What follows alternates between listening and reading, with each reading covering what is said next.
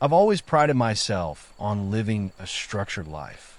Waking up at 6 a.m., a quick cup of coffee, and an orderly morning routine. Work, family, home, everything in its place. I've never been one for surprises. My wife, Jessica, and I have been married for nearly 15 years. We had a beautiful daughter, Emma, who was 10 now. Our life was comfortable, predictable, and if I'm being honest, maybe even a little too comfortable. That evening, I was heading home from work, the storm clouds gathering above the city. I could feel the pressure in the air, the kind that comes before a downpour. As I made my way through the familiar streets of our neighborhood, I thought about how nice it would be to get inside and forget about the day's stress. But fate had other plans. I pulled into the driveway, just as the rain began to fall. It started as a light drizzle but quickly turned into a torrential downpour, the kind of rain that feels like it's trying to drown the world. I barely had time to turn off the engine when I saw him standing on the sidewalk. The man was soaked, his clothes clinging to his body as he trudged against the wind, a mere shadow in the downpour. Without thinking, I threw open the car door and jogged toward him. "Hey!" I shouted, trying to make myself heard over the roar of the storm. "You need a ride?" He looked up, his dark eyes meeting mine for just a second before quickly glancing down again. Yeah, thanks," he said, his voice quiet but strong.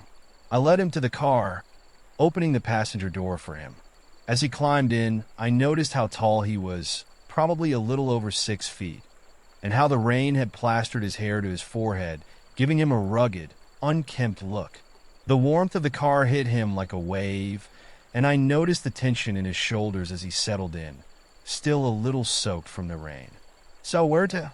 I asked, trying to keep the conversation casual, my eyes on the road as I pulled out of the driveway. He gave me a quick glance, almost hesitant. "Just a few blocks down. I live nearby." We drove in silence for a while, the sound of the rain hitting the windshield drowning out anything else. But there was something about him, something in the way he held himself. Maybe it was his quiet confidence, or the way his eyes seemed to see things without speaking. I couldn't put my finger on it, but there was a strange ease between us, like we'd known each other longer than we actually had. I stole a few glances at him, but he didn't seem to notice. It wasn't uncomfortable, just the kind of moment you share with a stranger that doesn't feel entirely strange. A kind of unspoken understanding, like when you're both caught in a situation that's out of your control and you just go with it. As I neared his street, I slowed the car. "This is your stop, right?" I asked, glancing at him. "Yeah," he replied, nodding. "Thanks again." He reached for the door handle, but then, as though a sudden impulse had taken over, he stopped and turned to face me. His eyes met mine, dark and intense, and for a brief second, the world outside seemed to fade. There was a quiet stillness between us, like we were both waiting for something, but neither of us knew what. I wasn't sure what I was feeling, curiosity, maybe, but it was enough to make me pause. "By the way," he said, his voice softer now, almost hesitant, "I'm Noah." "Matt," I replied, surprised by how my voice came out a little rougher than I intended. There was an odd tightness in my chest, but I brushed it off. "Take care, Noah." With a small nod, he opened the door and stepped out into the rain, disappearing into the night. I sat there for a moment, my hands gripping the steering wheel as I tried to shake the feeling that had settled in my chest. When I finally stepped out of the car, I heard the familiar buzz of my phone. Pulling it from my pocket, I saw a message from Noah. "Thanks for the ride. Hope we'll run into each other again sometime." I stared at the screen for a long moment. It was simple, just a text, but something about it stuck with me. He was just some guy, I reminded myself. A stranger. But for some reason, I couldn't shake the feeling that maybe, just maybe, this wasn't the last time our paths would cross. I walked into the house, trying to push away the thoughts that clung to me. Jessica was already making dinner, and Emma was playing in the living room. Everything was as it should be. I kissed Jessica on the cheek, gave Emma a hug, and pretended that nothing had changed. But something inside me felt a little different, though I couldn't yet name it. That night, as I lay in bed, I couldn't stop thinking about Noah. The storm, the rain, his eyes. It wasn't that I was overwhelmed by a flood of emotions or attraction. It was more like a flicker of something unexpected, something new. And though I didn't understand it, I had a feeling that this was just the beginning. The days after I met Noah were a blur of guilt and longing. I tried to push it all down, back into the neat, tidy box I had built for myself. But the pull toward him lingered like a shadow, always present. Every time I saw Jessica, every time I looked at Emma, I felt the weight of the lie that had started to take root. I went through the motions. At work, I was the same reliable guy. At home, I was the loving husband and father, doing everything expected of me. But inside, something was shifting, and it scared the hell out of me.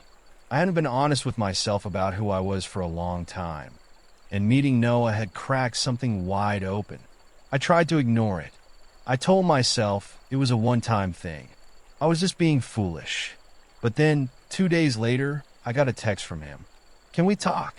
It was simple, just a few words, but it was enough to send a jolt of panic through me. My fingers hovered over my phone, and I debated whether to respond. I could ignore it. I could pretend it didn't happen, but I couldn't. I typed back, my thumb trembling. Sure. The next day, I found myself meeting Noah at a coffee shop a few blocks from my office. When I walked in, I spotted him right away. He was sitting by the window, looking out at the street. He hadn't seen me yet, so I took a moment to just watch him. There was something about the way he carried himself. Quiet, but with an intensity that made everything else seem insignificant. I approached his table and cleared my throat. He turned, and for a second, I saw the flicker of recognition in his eyes. "Matt," he said, standing up to shake my hand. "Thanks for coming."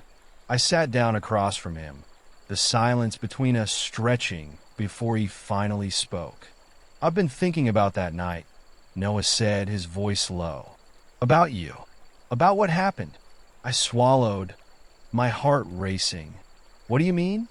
He hesitated, looking at me with those dark eyes that seemed to see right through me. "I think we both know what happened. It wasn't just a coincidence. You didn't just give me a ride because you felt sorry for me. There's something between us, Matt." I opened my mouth to protest, but the words stuck in my throat. Because he was right. There was something I couldn't ignore. "I don't know what it is," I said quietly, "but I can't stop thinking about you either." Noah leaned forward, his gaze never leaving mine. "Then maybe we should talk about it." It was difficult to pinpoint exactly when I began to feel that my connection with Noah was something more than just curiosity. The first few times we met were filled with guarded conversations, small talk that barely scratched the surface of what I knew we both felt. But now it was impossible to deny. Each encounter with Noah only deepened the pull I felt toward him, a force that was both intoxicating and terrifying. It started slowly, but over time, it became something I couldn't ignore. Noah had a way of making me feel alive in a way that I hadn't in years. His eyes, dark, searching, seemed to see straight through me. He didn't just hear the words I spoke. He felt the weight of them. Our conversations became more personal, more vulnerable. I shared things with him that I hadn't shared with anyone, things I didn't even know I was hiding. We met in that quiet cafe, far from the prying eyes of the world, and it was there that we allowed ourselves to say the things that had been building between us for days. Noah was more than just an attractive man to me. He was a mirror of my own unspoken desires, a reflection of the parts of myself I had buried deep beneath the surface. "I've never felt this way before," I admitted to him, my voice rough, eyes avoiding his for a moment. "I don't know what to do with it." Noah's gaze softened as he looked at me, the storm clouds in his eyes shifting just a little. "I don't know either," he said quietly. "But I can't stop thinking about you, Matt. I can't stop wanting to know more about you, to be with you, to feel everything." His words hung in the air, weightless yet heavy at the same time. I swallowed, trying to grasp at some semblance of control, but it was like trying to hold water in my hands. The more I tried to push this feeling away, the more it slipped through my fingers, leaving me wanting more. "I don't know if I can do this," I confessed. My chest ached with the reality of it. I have a life, a family. What we're doing, it doesn't make sense. It's all wrong. Noah leaned forward, his hand reaching across the table, his fingers brushing mine. The contact was electric, sending a shiver through my body that made it impossible to focus on anything else. His touch was soft, but there was an undeniable strength behind it, as though he was telling me without words that he wasn't going anywhere. "I know it's wrong," he whispered, the admission heavy in the air. "But it feels right, doesn't it? I'm not asking you to give up your life, Matt, but I think we both know we can't ignore this. We can't ignore how we feel. Not anymore." His words were a promise and a challenge, all at once. I wanted to argue, to say that this was dangerous, that I had too much to lose. But a part of me, the part that had been hidden away for so long, wanted to reach across the table and pull him to me, to kiss him like I had wanted to since the first moment we met. The pull was magnetic, and I couldn't deny it any longer. The guilt twisted inside me, a sharp ache in my gut, but there was something more powerful, more primal, taking hold. I felt alive in a way I hadn't in years, and it was both exhilarating and terrifying. The tension between us was suffocating, but it also felt like something I needed to breathe. I closed my eyes for a moment, gathering myself, trying to silence the storm inside me. When I looked back at him, I could see the vulnerability in his eyes. He was scared too, I realized. He wasn't just a stranger I'd met on a rainy night. He was someone who saw me, really saw me, and that terrified me more than anything. "I don't know what to do with this," I repeated, my voice barely a whisper. "But I don't think I can stop seeing you." Noah's face softened, a quiet understanding passing between us. "Then don't stop. Let's figure it out together." I did not know, but I followed him to his place again. The door closed softly behind us, locking us into a space that suddenly felt private and infinite. The atmosphere buzzed with unspoken tension, each inhale laden with the gravity of the moment. A dim bedside lamp bathed the room in amber hues, its light weaving shadows across the walls that swayed in sync with my pounding pulse. The energy between us crackled, a force that had simmered for ages, now undeniable. Our actions were swift yet deliberate, fueled by a blend of thrill and apprehension. I gripped the edge of my shirt, hands unsteady, and as I lifted it off, our skin grazed. The brief contact surged through me, sharp and electrifying, stealing my breath. He moved nearer, his gaze fixed on mine, mirroring the blend of longing and uncertainty I felt. In his eyes lingered a silent vow, a pact of raw honesty that tightened my chest. Clothes slipped away gradually, each discarded layer stripping us of pretense. The room seemed to contract, the distance between us dissolving. His fingertips glided along my collarbone, tender yet tentative, as though I were fragile. But fragility wasn't what I craved. I wanted the fervor that had brewed between us, unrestrained. The kiss, when it came, halted time. His mouth was warm and persistent, skin searing where it met mine as he drew me in. His hands charted my body with intent, as if etching every contour to memory.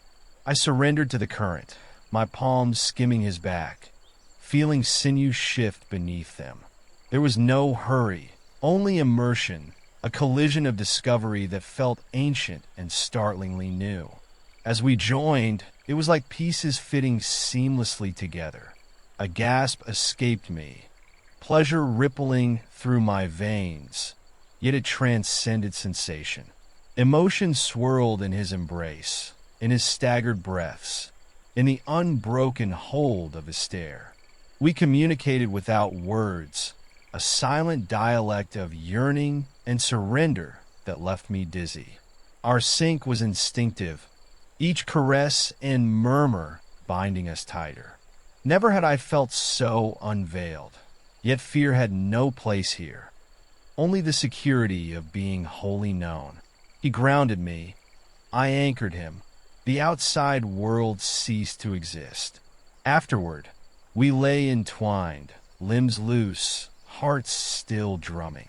His arm curled around me, fingertips brushing lazy circles on my hip.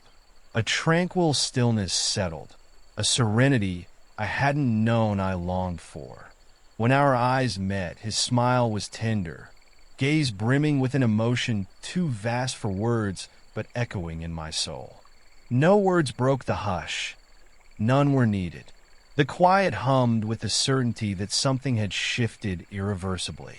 The future was uncertain, but in that breath, it didn't matter. All that existed was his warmth, the cadence of his breath, and the quiet truth that this was no illusion.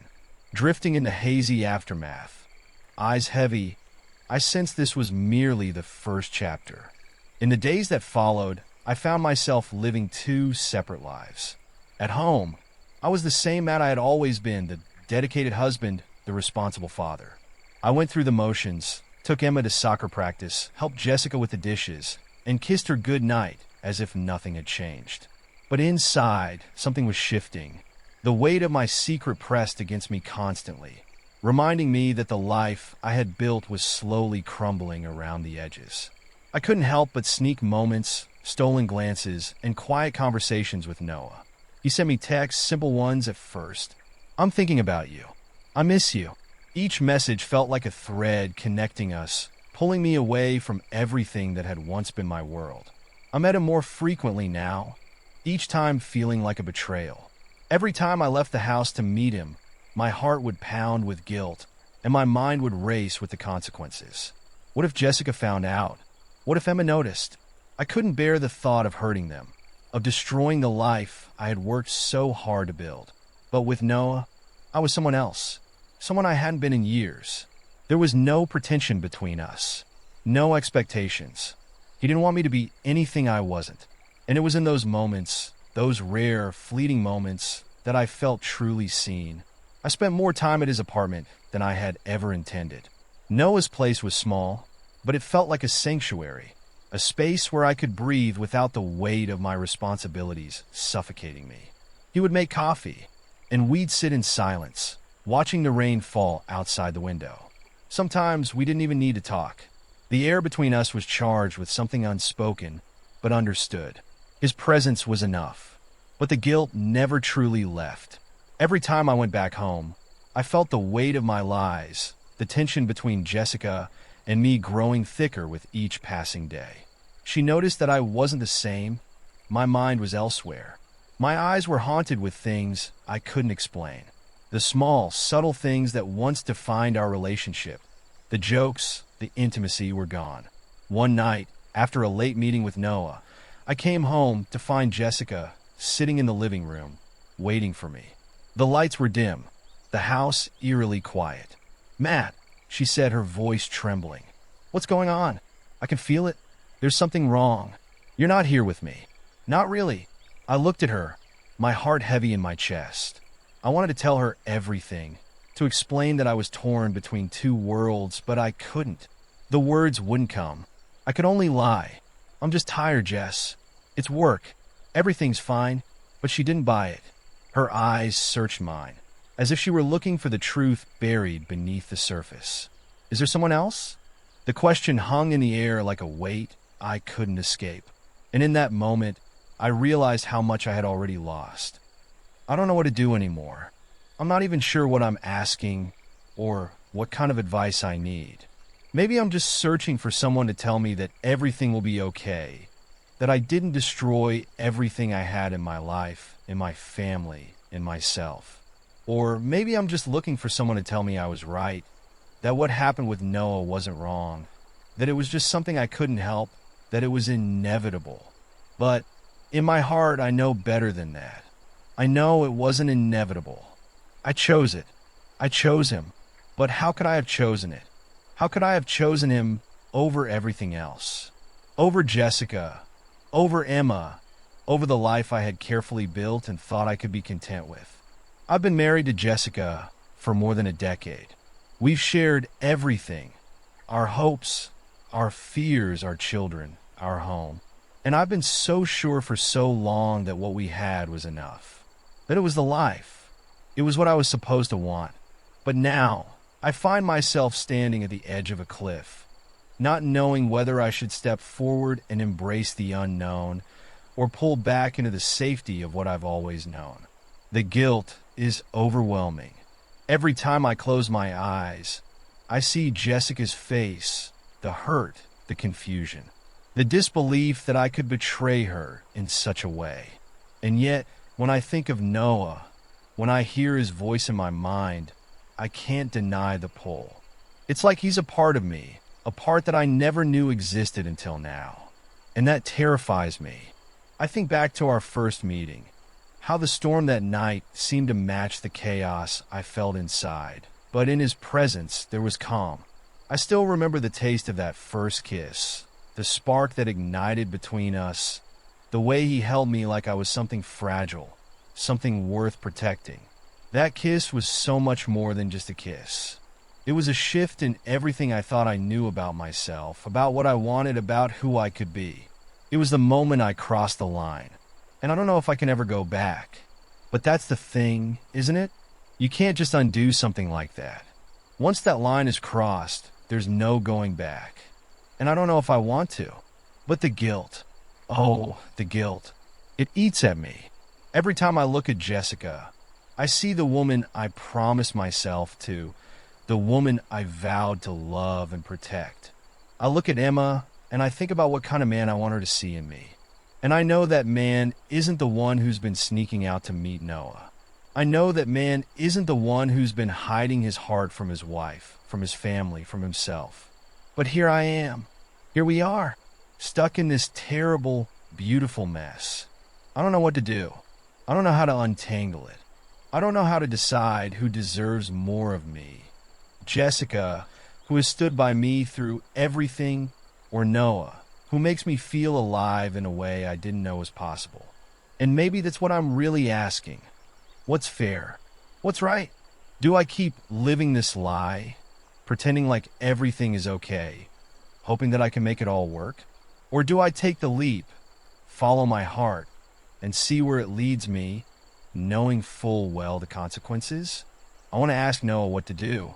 I want him to tell me that everything will be okay, that we'll find a way to make it work, that we can just have what we have without the rest of the world needing to know. But I know that's not fair to him. I can't keep asking him to be the secret. I can't keep hiding him, and I can't keep living like I don't know what's going on. He deserves more. He deserves to be seen, to be loved openly, to have a future that isn't based on the shadows. But then, what about Jessica? What about Emma? The weight of their love, their trust, their expectations of me. It feels like it's suffocating me. What am I supposed to do? The truth is, I don't know. I feel like I'm standing in front of a mirror, and I don't recognize the person looking back at me.